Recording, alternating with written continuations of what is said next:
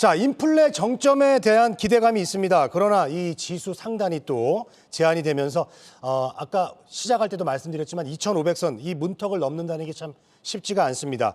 자, 그렇다면 이제 상승 랠리가 좀 여기서 끝난 건지 어떻게 좀 우리가 이 상황에서 전략을 좀 세워봐야 될지 한번 얘기 좀 들어봐야 될 것 같은데 어떻게 지금 흐름 보고 계십니까? 네, 일단은 상승 랠리, 기술적 반등 흐름들이 연장되었고 다소 오버슈팅 했다라고 생각하고 있습니다.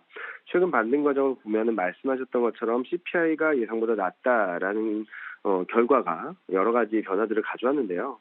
가장 컸던 것은 올해 12월 달에, 그러니까 다음 달이죠. 다음 달에 있을 FMC에서 50bp 금리 인상 폭이 줄어든다라는 것들이 기정사실화되었고, 또 하나는 내년 하반기에는 50bp 금리 인하할 수 있다는 기대감이 굉장히 강하게 들어왔습니다.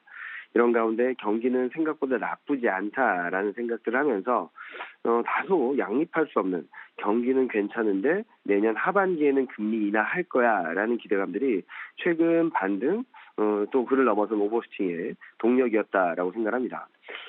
그런 것들을 본다면 이 양립할 수 없는 경기 안정감 그리고 금리 인하 기대감이 계속될 수는 없다라고 생각하고 있고요. 특히 최근 반등을 주도해왔던 시총 상위주 반도체 2차전지 업종들이 꺾이고 있고 이들 중심으로 외국인 매물이 출회되고 있다는 측면에서는 지금보다 더 올라가기보다는 좀 상승 랠리가 반등 랠리가 좀 종료될 가능성이 높아지고 있는 것이 아닌가라는 생각을 하고 있습니다. 네. 자, 현재 뭐 시장을 지금 보면요. 뭐 양시장이 물론 약세를 보이고 있습니다만 그런데 코스닥 시장이 코스피 시장 그래도 대비해서는 좀 상대적으로 견조한 모습을 지금 보여주고 있는데요.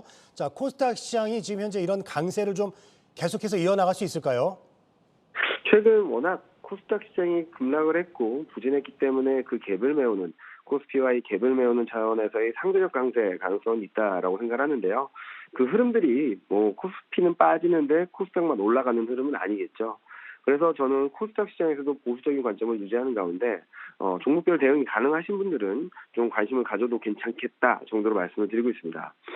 특히 최근 들어서 여러 가지 문제들이 있었죠. 레고랜드라든지 흥국생명 사태로 인해서 중소기업, 대여기업들은 뭐 크게 상관없지만 그래도 자금난이나 대출 규모가 큰 중소형 기업들에 대해서는 불안감들이 크거든요. 그래서 코스닥 시장이나 중소형주에 대한 접근도 좀 자제할 필요가 있다라고 생각을 하고 있습니다. 자, 그리고요. 이 팀장님 최근 보고서에 이제는 이 역금융 장세를 뒤로 하고 역실적 장세를 준비해야 될 이럴 시기다라고 말씀을 해주셨는데요. 자, 그렇게 보시는 근거는 어디에 있을까요?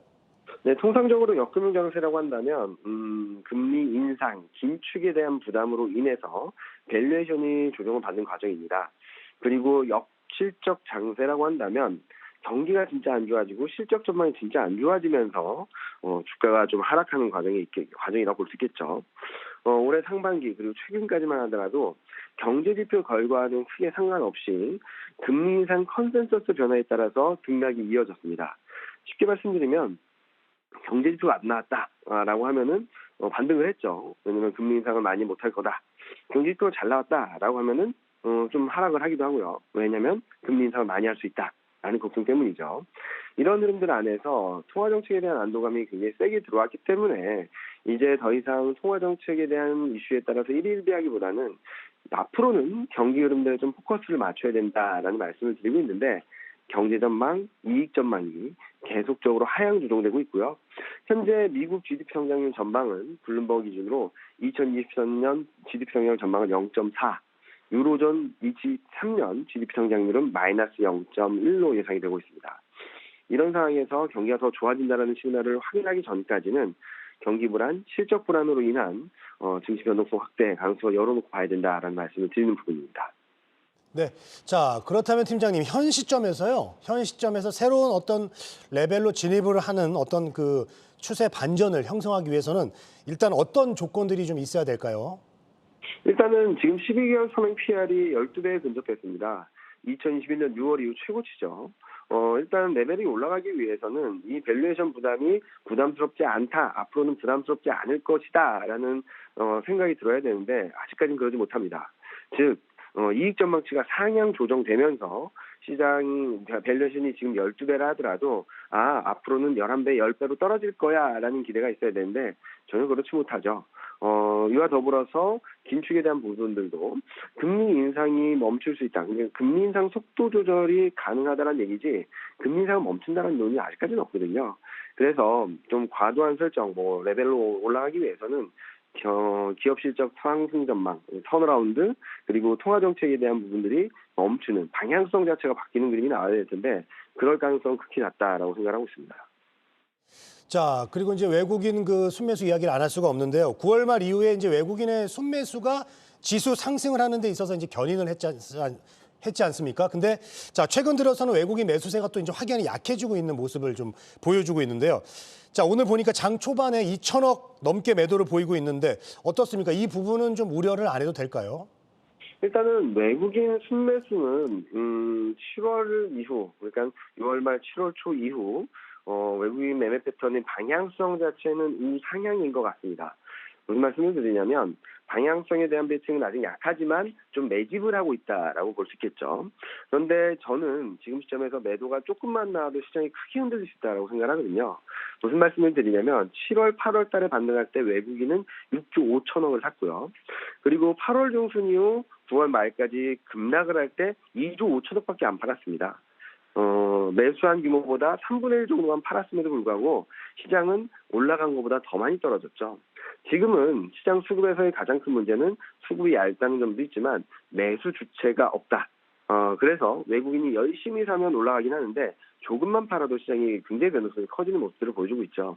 그래서 최근 9월 말 10월 초 이후 주가로도 한 20% 이상 그리고 환율로도 10% 가까이 수익을 낸 상황이라고 본다면 차익 실현 매물이 출회될 가능성, 이 과정에서 매수 주체가 부재함에 따른 변동성 확대 가능성들을 좀 열어놓고 바라봐야 될 때가 아닌가 하는 생각을 하고 있습니다. 알겠습니다. 자, 앞서서 이제 역실적 장세에 이제 접어들었다 이런 분석을 해주셨거든요. 그렇다면은 어떤 업종으로 포트폴리오를 구성하는 게 나을지 그리고 큰 그림으로 어떤 전략을 세우는 게 좋을까요? 일단은 업종 전략으로서는 포트폴리오를 구성하신다면 통신이나 음식료 같이 철저히 방어주 비중을 늘리시는 게 좋겠다라는 말씀을 드리고 있습니다. 다만 개인 투자하시는 분들이 포트폴리오를 구성해서 코스피가 10% 빠지는데 5%, 6% 빠지는 종목들을 살 필요는 없겠죠. 그래서 저는 전략적으로 올해 말 내년 초까지는 채권, 달러 사자라는 안전자산에 대한 비중을 늘리자라는 말씀을 드리고 있고요. 큰 그림에서는 저는 역실적 장세를 단기적으로 말씀드리고 있지만 올해 말 내년 초 저점을 찍게 된다면 저는 시장은 턴어라운드에서 추세 반전해서 내년 말까지는 한 2,600선대를 볼 수 있지 않을까라는 예상을 하고 있습니다. 저희가 제시드린 하단 2,050포인트인데 그 정도까지 내려갔다 올라간다면 30% 정도의 상승 여력은 있다라는 것이거든요. 그래서 지금은 방어적으로 보수적으로 그리고 안전자산 위주로 포트폴리오를 구성하시고 올해 말 내년 초에 시장이 또 한 번 흔들리게 됐을 때 좀 저점 매수하는 관점에서 접근을 하시면 좋겠다라고 생각합니다. 즉 지금은 방어적으로 포트폴리오 구성하되 아마 올해 말 내년 초 늦어도 내년 1, 4분기 중에는 싸게 살 기회가 올 거니까 서두르기보다는 좀 더 냉정하게 투자 전략을 세울 때다라고 말씀드리고 싶습니다. 네, 알겠습니다. 자, 시장 전망도 알아봤고요. 그리고 연말 전략까지 한번 세워봤습니다. 대신증권 이경민 팀장님 오늘 도움 말씀 고맙습니다. 네, 감사합니다. 네.